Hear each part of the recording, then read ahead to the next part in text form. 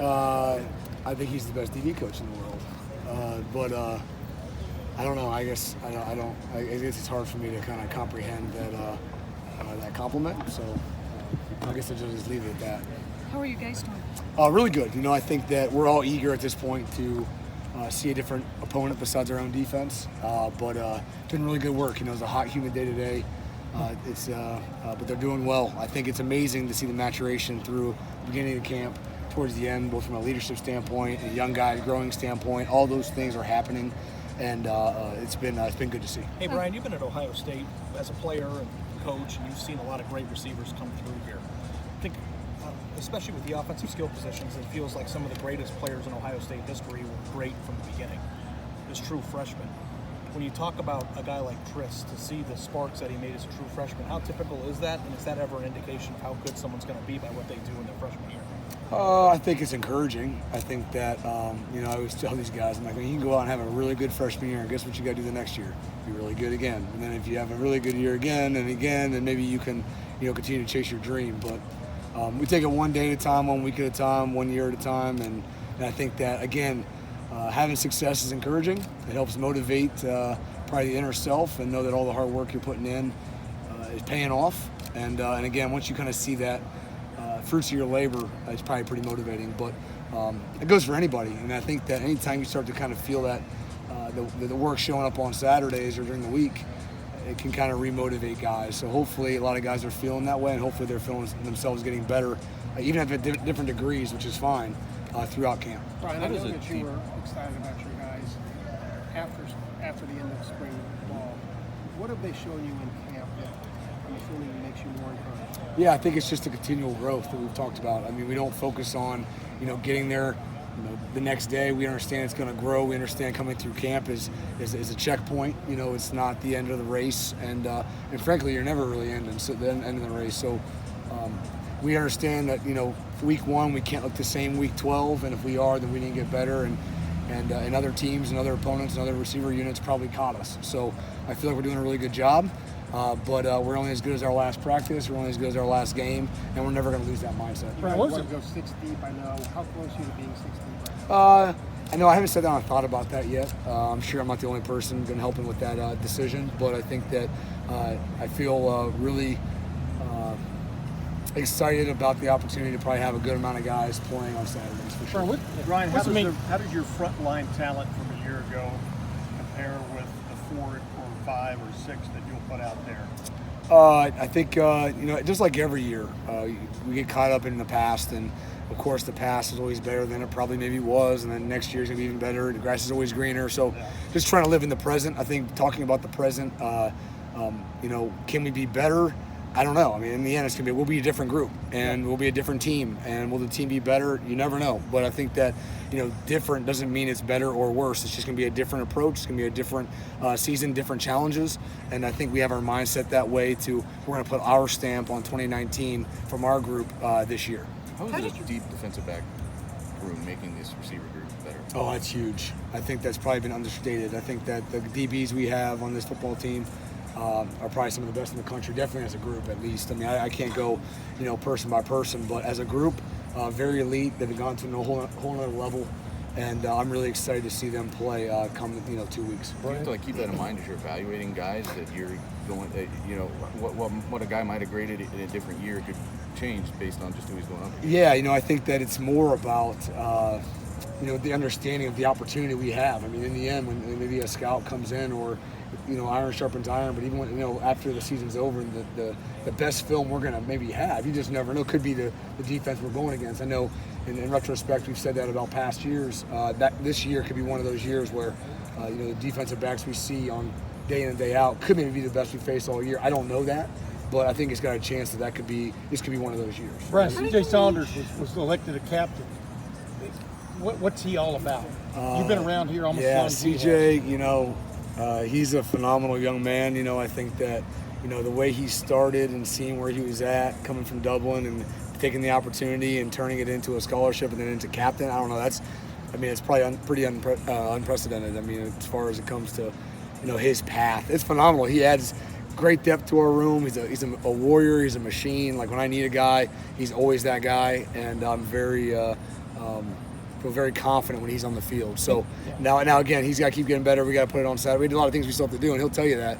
But what a great young man in our group and one of our seniors and captains. And in a nutshell, you personally, this time a year ago, I would think you were probably a mouse on a on a wheel. You know, you've been named. Oh, yeah. Yeah. Talking about the difference? Yeah. Give me the biggest difference between you compared to a year ago. Just I think that's a good question. I would say that maybe a year ago, I was still playing catch up. I think I always kind of feel like I'm playing catch up and I never, know enough or I'm doing enough. But I think last year might have been, maybe I don't want to say I've lost an edge. There's no edge lost, but definitely on pins and needles, probably a little more just being your first time than anything else. But again, I still feel like I'm not at a level where I want to be, and both for this players, the team, this university. So, I've always had a chip on my shoulder. I don't think I'm ever going to lose that. So. Brian, you kind of talked in the spring about, it seemed like you wanted to tap the brakes on the hype for Garrett. I think that I wasn't tapping any brakes on anybody. I think that it was just about, where we are in the year, that we got to focus on the unit. We're replacing, a bunch of seniors that did a lot of really good things, especially captains. And although, Garrett coming in, he had a great opportunity to play in his first year and earn some playing time. It was just more about the group, and it was more about not individuals. And I think Garrett's done a phenomenal job growing, maturating, and taking coaching. So the growth has been really good, and I'm really happy with it. And again, like we said, especially for a young guy like that, we're not even close to scratching the surface on where we want to be. So, but I can't say enough positive things about the way he's going about his business and the way he's willing to grow day in and day out. When a guy makes a play like that in the spring game, though, and that sort of gets everybody talking, did you have to manage? No, I just pointed out how he lost leverage and it was a bad stem and it wasn't a good route. And everyone else was talking about how it was a good play, and it was a good play. Okay. But again, we're not focusing on the pat on the backs and the attaboys. We're focusing on the things that we have to clean up, so we know that we are a Ohio State starting receiver, and that's the mindset. And once you do earn that opportunity, you want to make sure every day you bring it every day, because it's not out of respect necessarily even for the room or the current guys, but it's for the Chris Carters and the San Antonio Holmes and Joey Galloways, where they know the guys that are on the field, they're well worthy of playing hard, playing good football, and playing Buckeye football. Is he going to be in the rotation? Is he going to? What's your sense right now, almost 3 weeks into this?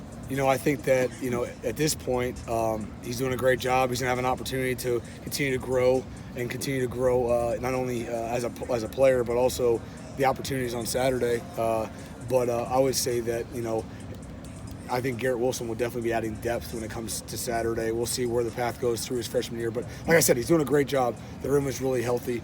And I think, again, we're going to continue to groom a good, 4, 5, 6, 7 guys that can roll. And I'm sure he'll be one of those groups. Brian, being an assistant or a coach on a staff where the recruiting class that you guys have is 90 to 95% full in August, what does that do? I don't know. It's my first time. I think that what does that do with a full class? I think that, it just says a lot about the belief in Coach Day. I think it says a lot about the communication. And really, I think what's happening is the recruiting cycle and the recruiting process is getting bumped up.